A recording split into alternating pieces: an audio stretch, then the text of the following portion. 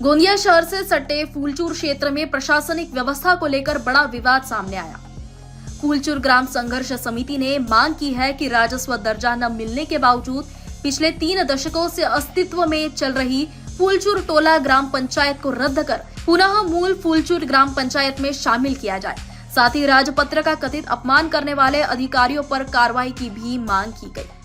गोंदिया जिल्ह्यामधले आणि गोंदिया तालुक्यामध्ये आपली फुलचूर आणि फुलचूर टोला या ठिकाणी दोन्ही ग्रामपंचायतीच्या निवडणुकीचा कार्यक्रम 17/2/2026 रोजी महाराष्ट्र शासनाच्या ग्रामीण विकास विभागाने प्रभाग रचना आणि वेगळे नकाशे घेऊन आणि आपली प्रभाग रचना तयार करण्यासाठी आणि त्याची वोटर लिस्ट सुद्धा तयार करण्यासाठी एक कार्यक्रम जाहीर केलेला आहे। आणि त्या अनुषंगाने आज आम्ही या ठिकाणी पत्रकार परिषदेच्या माध्यमातून एवढं सांगू इच्छितो की जेव्हा दोन्ही ग्रामपंचायती वेगळ्या झाल्या तेव्हा राज्यपाल महोदयांनी एक राजपत्र या ठिकाणी दिलेलं आहे 1972 आणि 1994 रोजी। परंतु त्या राजपत्राचं कुठेही जिल्हा प्रशासन पालन करत नाही आणि 93-94 मध्ये आपली ग्रामपंचायतीची स्थापना झाली फुलचूरला वेगळं करून फुलचूर टोला। आणि फुलचूर टोला ही ग्रामपंचायत स्थापन करतेवेळी जमीन महसूल अधिनियम 1966च्या कलम 4(1)चा उल्लंघन झालेलं आहे आणि त्या गावाला महसुलीचा दर्जा न देता आणि त्या गावाचे वेगळे नकाशे न देता त्याला महसूलचा दर्जा न देता त्या ठिकाणी अवैधरित्या ग्रामपंचायत स्थापन झालेली आहे। आणि आजपर्यंतच्या जेवढ्या निवडणुका होऊन राहिल्या त्या अवैधरित्या ही निवडणूक प्रशासन घेऊन राहिला आणि तिची ग्रामपंचायतसुद्धा ही कायद्याचं उल्लंघन करून तयार केलेली आहे। म्हणून आम्हाला प्रशासन आणि शासनाला एवढीच विनंती करत आहोत की 1972चा जो राजपत्र आहे आणि 1994चा जो राजपत्रानुसार दोन्ही गावांची जी गाव फाळणी झाली आहे आणि ते शासनाने आणि राजपत्रानुसार त्यांना फुलचूर टोल्याला 87 गट अलॉट झाले आहेत आणि फुलचूरला 557 गट अलॉटमेंट झाले आहेत, जेणेकरून त्या ज्या गट तुम्हाला देण्यात आले आहेत त्या गटानुसार त्याची प्रभाग रचना करण्यात यावी। म्हणून आज आम्ही प्रशासनाला सुद्धा त्याचं निवेदन दिलेलं आहे आणि आज आम्ही शासनाला सुद्धा ह्याबद्दल कळवणार आहोत आणि त्याप्रमाणे की 87 गटमध्ये फुलचूर टोल्याची ग्रामपंचायत झाली पाहिजे आणि 557 गटानुसार फुलचूरची ग्रामपंचायत झाली पाहिजे आणि त्याप्रमाणे त्याचे नकाशे वेगळे झाले पाहिजे आणि त्याप्रमाणे प्रभाग रचना झाली पाहिजे। हीच आजच्या पत्रकार परिषदेच्या माध्यमातून आम्ही शासनाला सुद्धा या लक्ष वेधण्याचा आज या ठिकाणी पत्रकार परिषद घेतलेली आहे। ही आम्ही आज प्रशासनाला वारंवार देऊन सुद्धा प्रशासन याच्यावर लक्ष घालत नाही।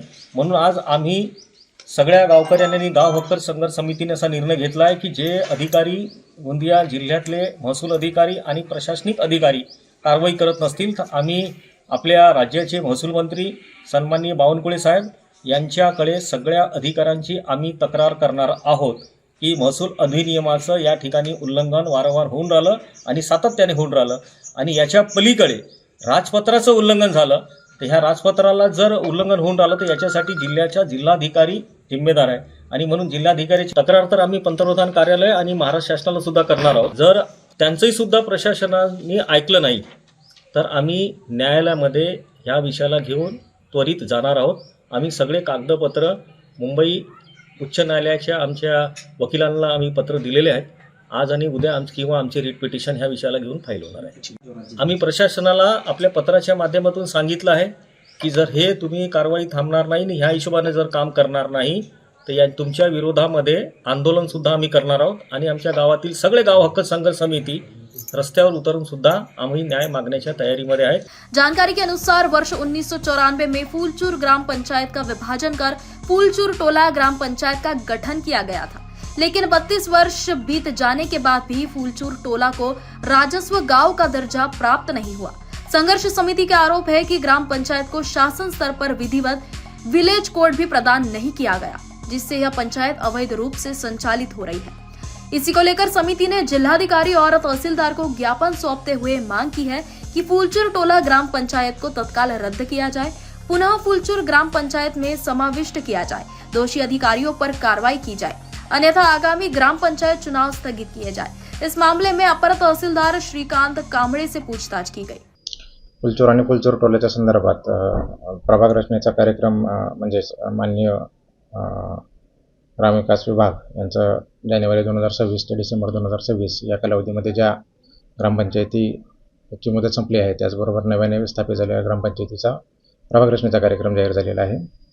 त्याच्या अनुषंगाने फुलचूर आणि फुलचूर टोला या संदर्भात आम्हाला 26 तारखेला एक निवेदन प्राप्त झालेलं आहे, 25 तारखेला, आणि त्या अगोदरही या ग्रामपंचायत संदर्भात निवेदन प्राप्त झाले होते. त्या अनुषंगाने महसूल दर्जा त्या गावाला मिळावा यासाठी सप्टेंबरमध्येच या कार्यालयाकडनं डिप्टी एसएलआर ऑफिसकडे त्याचं विभाजनाचे नकाशे आणि इतर गाव नमुना त्याचबरोबर आकारबंद आणि महसूल दर्जा देण्याच्या संदर्भात ज्या काही आवश्यक बाबी आहेत त्या बाबीची पूर्तता करण्यासाठी आम्ही पत्रव्यवहार केलेला आहे.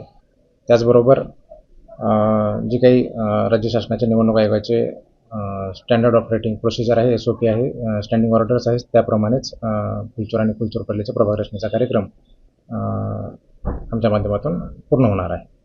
त्यांनी आरोप केला की महसूल जो आहे तो महसूल त्यांना मिळत नाही फुलचूर टोला.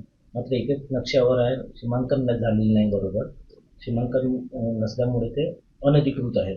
SO ऑर्डरप्रमाणे जर बघितलं तर 2011 साली जनगणना झालेली आहे, जी की सध्या सगळ्या प्रभाग रचना जे होतात नगरपालिका, जिल्हा परिषद, पंचायत समिती आणि ग्रामपंचायतीच्या, तर त्या ठिकाणी जी वार्ड रचना तयार केली जाते त्यामध्ये सगळ्यात महत्त्वाचा रोल असतो एनॉमिनेशन ब्लॉक म्हणजेच EBचा. तर 2011 साली ज्या EB फुलचूर टोलामध्ये तयार झाल्या, साधारणतः 8 ते 10 EB या फुलचूर टोल्याच्या आहेत आणि फुलचूरच्या 8-9 EB आहेत. तर त्या EB आपल्याला कोणत्याही पद्धतीने वगळता येत नाहीत. EBचा समावेश करून EBच्या ज्या हद्दी कायम झालेल्या आहेत 2011च्या जनगणनेप्रमाणे, त्या हद्दीमध्ये आपलं प्रभाग रचनेचा कार्यक्रम पूर्ण होईल. मग आता सध्या जे कोर्टात जाणार आक्षेप आल्यावर ते निवडणुका घेता येणार की काय त्याच्यावर? सद्यस्थितीत ज्या काही स्टँडर्ड ऑपरेटिंग प्रोसिजर आहे आणि स्टँडिंग ऑर्डर्स आहेत निवडणूक आयोगाच्या आणि ग्रामविकास विभागाच्या, त्याप्रमाणे आपण प्रभाग रचना करतोय.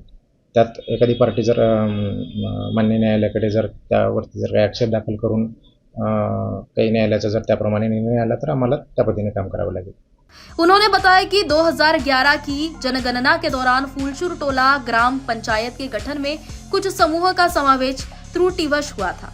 उन्होंने यह भी कहा कि वर्ष 2026 की आगामी जनगणना में आवश्यक सुधार किए जाएंगे. हालांकि संघर्ष समिति की शिकायत पर वरिष्ठ स्तर पर विचार कर निर्णय लिया जाएगा. Bureau report, news first.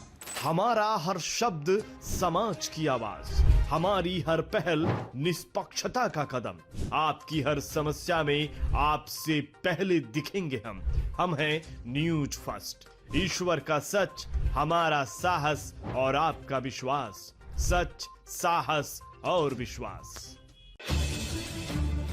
अगर आप ये वीडियो YouTube पर देख रहे हैं तो हमारे चैनल को सब्सक्राइब कर बेल आइकन दबाएं.